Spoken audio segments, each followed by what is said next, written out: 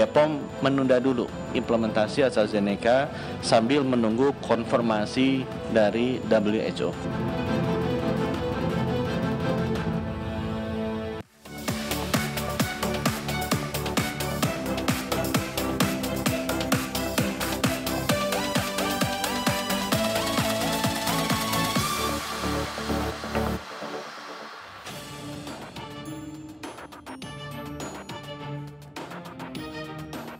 17 negara resmi menangguhkan sementara penggunaan vaksin AstraZeneca. Penangguhan diputuskan sejumlah negara sebagai salah satu upaya pencegahan. Beberapa negara melaporkan kasus kematian dan orang yang dirawat pasca mendapatkan vaksin AstraZeneca. Indonesia yang sudah menerima 1,1 juta dosis vaksin mengaku belum mendistribusikan vaksin ini. Pemerintah masih menunggu hasil kajian Badan POM dan rekomendasi Badan Kesehatan Dunia terhadap penggunaan vaksin AstraZeneca. Sementara itu, Kementerian Kesehatan mengaku vaksin AstraZeneca akan kadaluarsa pada akhir Mei nanti. Karenanya, pemerintah akan mengambil keputusan penggunaan vaksin setelah Badan Kesehatan Dunia WHO mengeluarkan rekomendasi resmi terkait penggunaan vaksin ini. Kini kita akan kupas lengkapnya di Indonesia Bicara. Ya, pemirsa, banyak negara di dunia menangguhkan sementara terkait vaksin AstraZeneca ini. Nah, usai munculnya dugaan pengentalan darah yang terjadi pada sejumlah orang. Namun pemerintah Indonesia hingga saat ini masih menunggu keputusan resmi Badan Kesehatan Dunia WHO. Apakah temuan ini akan menghambat proses vaksinasi di tanah air yang kini tengah gencar dilakukan?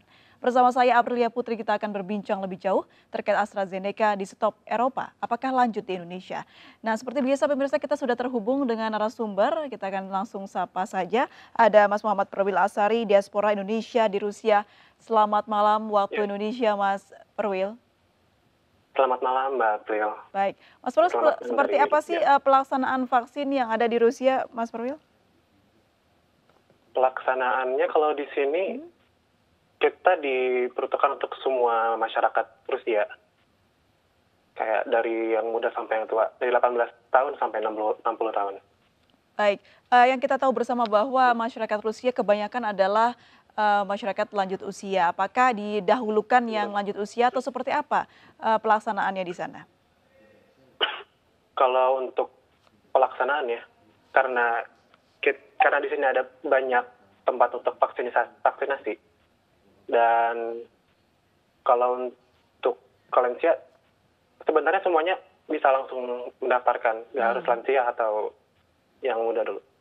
Jadi dilakukan secara bersamaan ya, tidak ada prioritas mana kalangan mana dulu yang divaksin begitu. Untuk vaksin digunakan sendiri seperti apa, Mas Perwil? Kalau vaksin di Rusia karena mereka punya vaksin sendiri yaitu Sputnik 5. Jadi ya Sputnik 5. Jadi memakai vaksin sendiri ya. Soal efektivitas vaksin sendiri seperti apa, Mas Perwil? Boleh dijelaskan? Kalau efektivitasnya dijelaskan di berita-berita kemungkinan 95% berhasil. 95%. Apakah vaksin Rusia ini setahu Anda juga dipasarkan ke luar negeri atau hanya diperuntukkan untuk Rusia? Sejauh ini Rusia mereka merencanakan untuk memasarkannya ke luar negeri juga. Tapi belum dilakukan ya? Berarti memprioritaskan warga negara dari Rusia sendiri. Betul. Baik, untuk penyebaran COVID-19 di sana saat ini seperti apa, Mas Perwil? Untuk penyebaran COVID sekarang di sini sudah mulai mengurang dari yang beberapa bulan lalu itu 11.000 atau lebih, sekarang turun ke 9.000. Nah, pengurangan ini apakah karena dilakukannya vaksin atau ada program protokol kesehatan yang dilakukan oleh Rusia? Vaksin juga termasuk dan ada juga protokol kesehatan di Rusia seperti harus menggunakan masker dan harus menggunakan sarung tangan kalau ingin keluar. Baik. Apakah masyarakat sudah melakukan aktivitas secara normal, Mas Perwil, di sana? Untuk sekarang sudah mulai normal kembali. Baik.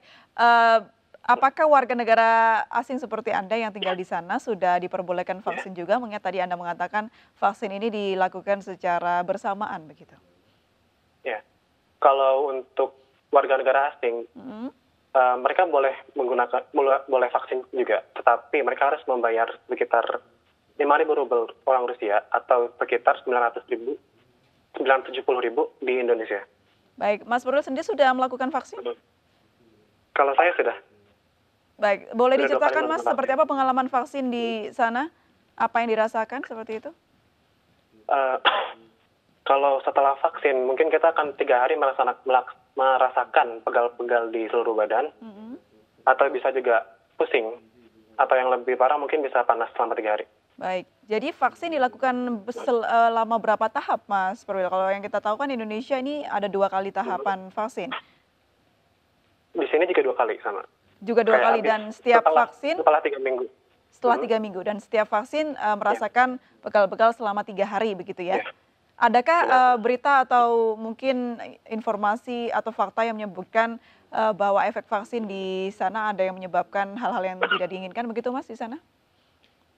Sejauh ini belum ada, masih panas dan pegal-pegal dan pusing. Baik. Kalau efektivitasnya mencapai 95%, artinya sudah dipastikan Rusia tidak lama lagi akan terbebas dari pandemi COVID-19. Seperti apa kebijakan pemerintah di sana? Kalau untuk membebaskan semuanya mungkin belum, karena untuk angka kasus pun masih tinggi juga, lumayan tinggi. Baik, kita... Tapi kalau untuk beberapa aktivitas sudah mulai dilakukan. Baik, untuk vaksin AstraZeneca sendiri, apakah masuk di sana, Mas Purwil? Sejauh ini belum ada, masih menggunakan Sputnik 5 untuk Rusia. Dan berarti Rusia tidak membuka pintu masuk untuk vaksin lainnya ya, hanya memakai vaksin pribadi dari Rusia sendiri. Oke, Mas Purwil, berapa lama Anda tinggal di Rusia? Untuk sekarang sudah 2 tahun. 2 tahun. Berkuliah di sini. 2 tahun tinggal di Rusia. Seperti apa pengalaman pandemi COVID-19 di Rusia sebelum adanya vaksin, Mas Purwil? Sebelum adanya vaksin, untuk beberapa bulan pertama tahun lalu 2020 itu Rusia benar-benar ditutup total, benar-benar tidak boleh keluar sama sekali, kecuali untuk hal penting. Dan kalaupun misalnya ingin pergi keluar, kayak misalnya kantor atau ke mana, itu hanya dibolehkan untuk 2 kali dalam 1 hari. Dan harus mendaftarkan diri di internet dulu untuk itu. Untuk kebijakan dan juga bagaimana pemerintah mengatur di masa pandemi ini, seperti apa penilaian Anda? Sejauh ini bagus untuk penanganannya ya? Protokol kesehatan, penanganan juga sudah bagus. Baik. Apa perbedaan yang mungkin bisa Anda lihat dibandingkan Indonesia begitu dari berita-berita yang muncul di media online? Mungkin kalau perbedaannya di sini pada saat yang tutup total itu benar-benar jalanan kosong dan orang-orang yang pergi pun hanya sedikit. Dan untuk protokol kesehatannya juga denda, mereka akan memberikan denda bagi mereka yang tidak menggunakan masker dan sarung tangan. Ada penindakan dan penerapan denda begitu ya yang dilakukan oleh pemerintah Rusia. Dendanya seperti apa, Mas? Dendanya harus membayar sebesar 5.000 rubel uang Rusia atau 970.000 uang Indonesia. Dan itu cukup efektif ya untuk menurunkan angka penyebaran COVID-19. Mas Purwil, Anda melihat di Indonesia ini kan lagi polemik soal AstraZeneca, di mana Eropa sangat teguh, banyak negara yang tidak memperbolehkan masuknya AstraZeneca. Dikhawatirkan ada hal yang tidak diinginkan. Anda pribadi melihat informasi yang sudah berkembang di sana, seperti apa Anda menilai vaksin AstraZeneca ini? Mungkin untuk AstraZeneca belum siap untuk disebarluaskan karena isu-isu yang beredar dan banyak juga korbannya yang berjatuhan. Ya, menurut saya harus ditinjau ulang begitu ya? Ditinjau ulang, harus dipertimbangkan untuk penggunaannya. Baik. Mas Purwil, apa sih harapan Anda di tengah pandemi ini dan juga mulai sudah ada vaksin yang sudah didistribusikan ke masyarakat? Kalau harapan saya ya semoga COVID cepat selesai dan semoga semua berjalan kembali normal lagi.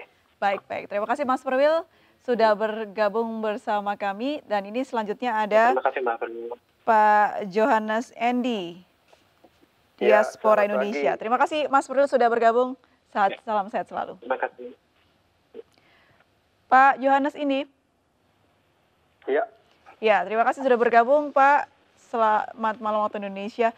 Pak Yohanes, seperti apa perkembangan AstraZeneca di sana Pak Yohanes? yang Astra itu ya. Ya.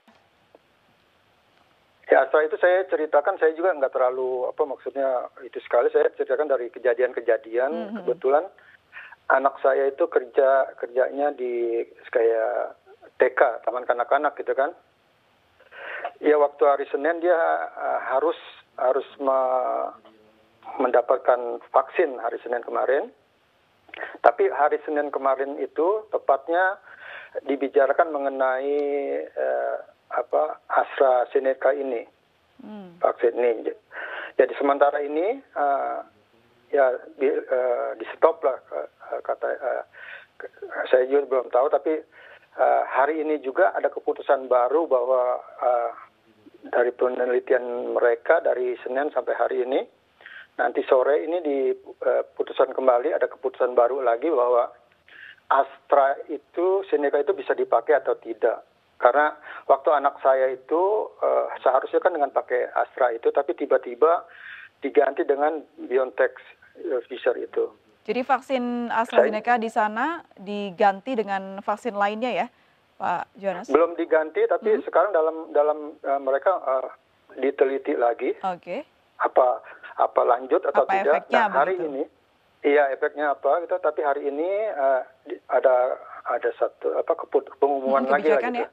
Nah, iya kebijakan apa terus atau tidak? Karena rencananya AstraZeneca ini akan digunakan untuk di setiap praktek dokter umum gitu. Jadi yang semua datang ke praktek kalau di kita sebutnya apa ya, Hausat itu punya dokter kita pribadi. Nah di situ kita rencananya memakai vaksin AstraZeneca tersebut. Tapi tadi saya sudah bilang hari ini ada keputusan baru lagi. Barusan saya kan kerjanya di sport hall. Saya juga akan dapat juga, tapi bulan April saya barusan berbincang-bincang dengan seorang guru di hall ini. Dia bilang dia akan tanggal 20 April akan mendapatkan dengan Astra justru. Itu saya bilang kan sekarang lagi stop ya. Hari ini keputusannya atau pakai Astra atau tidak. Dan ternyata tidak terlebih dahulu ya, di hold terlebih dahulu. Pak Yohanes, apakah Anda mendengar berita yang tidak menyenangkan atau mungkin ada masyarakat yang sudah divaksin AstraZeneca dan mempunyai efek yang kurang baik begitu? Ada tapi nggak terlalu banyak ya. Apa Pak efek yang paling parah? Mengenai darah saya juga nggak terlalu. Pengentalan darah seperti itu ya? Genau, itu ya itu benar. Berarti sudah ada di sana yang mempunyai efek pengentalan darah ya? Ada juga iya. Divaksin. Kalau saya perlu ya itu, tapi nggak terlalu banyak ya, nggak terlalu banyak. Baik. Tapi ya silakan. Ya, Pak Yohanes, seperti apa pelaksanaan vaksinasi di Jerman sejauh ini yang Anda tahu? Caranya gitu ya. Di Jerman itu pertama-tama yang hampir sedikit berbeda ya dengan kita di Indonesia. Di sini pertama-tama itu orang-orang lansia yang di atas 90 tahun. Karena di sini kan nggak kayak di kita 90 tahun masih banyak ya yang itu pertama-tama dia yang dituju gitu. Jadi 90 tahun itu ya didatangi oleh petugas-petugas ke orang-orang tersebut, terutama juga di panti jompo. Setelah itu ke panti jompo karena mereka nggak bisa keluar ya, udah resiko tinggi. Jadi tahapannya ada nakes yang menghampiri masyarakat lanjut usia begitu ya? Apakah ada prioritas? Apakah ada prioritas Pak Yohanes untuk masyarakat lanjut usia terlebih dahulu atau ini dilakukan bersamaan? Itu prioritas. Kalangan lanjut usia terlebih dahulu ya untuk dilakukan vaksin. Baik. Pak Yohanes, kita akan lanjutkan lagi perbincangan ini, namun kita harus jeda terlebih dahulu. Tetap bersama kami pemirsa di Indonesia Bicara.